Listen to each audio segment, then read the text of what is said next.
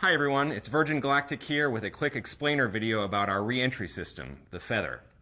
Now, when most people think about rocket science, they tend to think about how hard it is to blast up off of the surface of the Earth. You need a lot of speed, a lot of energy to slip the bonds of gravity and to make it out into outer space. But of course, physics tells us that every bit of energy that you put into the vehicle, you got to get back out of the vehicle when you want to turn around and come back home. If you're moving really, really fast on the way back up, you're going to be moving fast on the way back down. If you look at the history of human spaceflight, you can see that people have found a couple of different ways to solve this challenge. A few different ways to come back from space and safely land here on the surface of the Earth. Broadly speaking, you can divide them into two categories. There's vehicles with wings and things that look like capsules.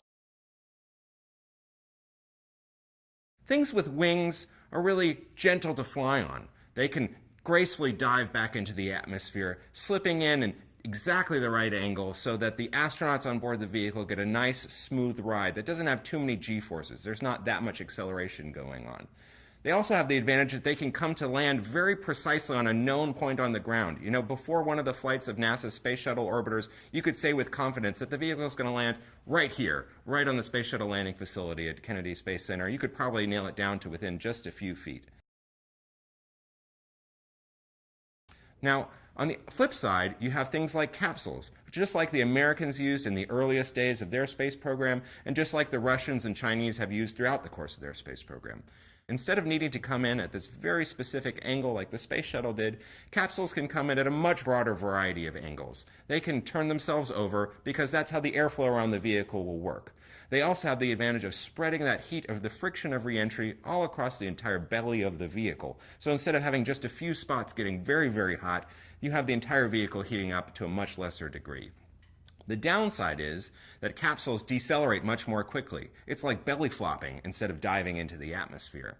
And also because capsules generally tend to land under parachutes, you can't say with that much accuracy exactly where the vehicle is going to land, which can be an issue if you need to reclaim your crew or pull experiments off the vehicle right after you come down and land on the ground.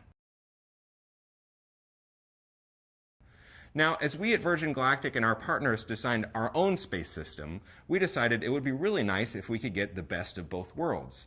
And nicely, each of these two different modes, things with wings and things with capsules, each show advantages at different points during the flight.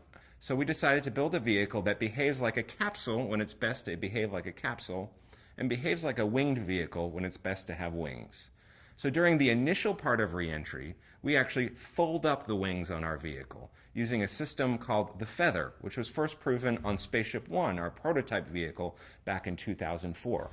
Now, when the wings are folded up like this, aerodynamically, the vehicle behaves much like a capsule would. The analogy the inventor has always used is that of a badminton shuttlecock.